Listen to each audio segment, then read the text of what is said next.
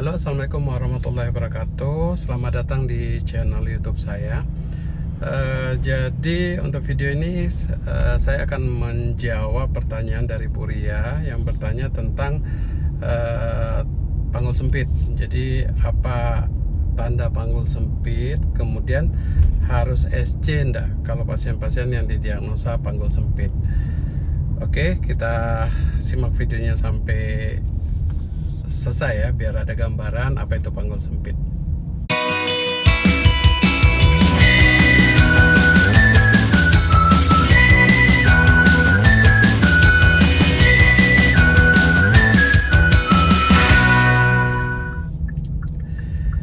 Jadi kalau kita berbicara mengenai panggul sempit, sebenarnya kalau di kita sih secara medis kita lebih mengenal dengan istilah CPD, jadi cephalopelvic disproporsi, jadi ketidakseimbangan antara ukuran kepala bayi dengan ukuran panggul. Jadi bisa terjadi pada ibu yang panggul sempit atau bisa juga pada ibu dengan berat badan bayi yang besar. Jadi tidak mesti. Jadi kalau pada CPD itu ada dua kemungkinan, panggul sempit atau bayinya kebesaran. Bisa aja panggulnya normal, tapi karena bayi yang besar sehingga kepala tidak masuk. Sekarang kita bahas dulu tentang panggul sempit ya. Jadi kalau secara medis kita curiga si ibu ada panggul sempit, pertama tinggi badan, dari tinggi badan. Jadi pada ibu dengan tinggi badan kurang dari 145 cm kita menduga kalau panggulnya sempit. Jadi baru menduga ya. Jadi CPD itu panggul sempit itu kita curigai pada ibu-ibu dengan tinggi badan kurang dari 145 atau 145 ke bawah. Jadi ibu pendek lah. Tapi apakah ibu pendek akan panggul sempit? Belum tentu juga. Ada yang ibu pendek, rangka kecil, kemungkinan panggul sempit. Tapi ada juga yang rangka besar. Jadi tidak semua ibu dengan tinggi badan 145 akan panggul sempit.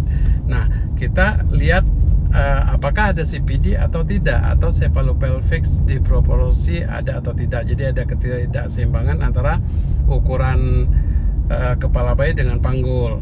Nah, bagaimana kita tahu? Biasanya di usia kehamilan 36 minggu nanti kita lakukan tes untuk melihat kepala bayi masuk atau enggak. Jadi dengan cara ketika 36 37 normalnya bayi sudah berada di PAP, ketika kita dorong, kita lihat kepala bayinya masuk ke dalam atau enggak. Jika dia masuk, kemungkinan dia tidak panggul sempit. Tapi kalau enggak masuk, ya kemungkinan panggul sempit. Nah, jadi kalau nanti 36 minggu tinggi badan ibu kurang dari 145, kepala bayi belum masuk, kemungkinan ke arah panggul sempit. Nah, apakah memang kalau tingginya normal bisa juga CPD? Bisa. Misalnya pada ibu-ibu tinggi badannya cukuplah 145 ke atas, tapi besar bayinya yang melebihi dari ukuran normal. Kalau kita di Indonesia acuan kita dikatakan bayi besar itu 4 kilo ke atas. Kalau di bawah 4 kilo masih kategori normal. Nah, pada ibu-ibu dengan panggulnya yang normal tapi didapatkan bayinya besar juga mungkin bisa terjadi CPD. Jadi kalau kita diagnosa dengan CPD, ya kemungkinan besar ya dilakukan tindakan SC. Jadi tidak bisa dilahirkan secara normal pada pasien-pasien CPD. Jadi kalau misalnya si ibu nanya tadi apakah panggul sempit bisa lahir normal apa tidak atau harus SC, tergantung.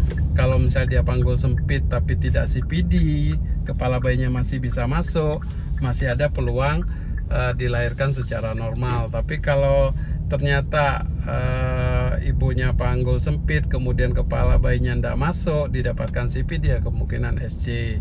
Jadi kesimpulannya panggul sempit bisa saja lahir normal jika kepala bayi lebih kecil dari ukuran panggul. Tapi kalau ukuran kepalanya lebih besar dari ukuran panggul, ya kemungkinan harus SC. Nah, kasus yang kedua ya tadi, apabila bayi besar. Jadi kalau bayi besar di mana ukuran kepala bayinya melebihi dari ukuran panggul, ya kemungkinan akan SC juga.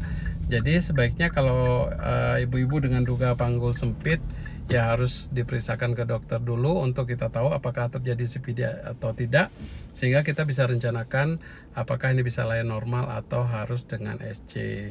Oke Bu, semoga bisa paham ya. Jadi tidak semua panggul sempit harus SC, ada juga yang bisa normal selama tidak didapatkan CPD.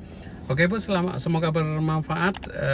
Jangan lupa tekan subscribe di bawah, dan kalau ada pertanyaan-pertanyaan lagi nanti akan kita bahas lagi di video-video seperti ini. Oke, assalamualaikum warahmatullahi wabarakatuh. Dadah.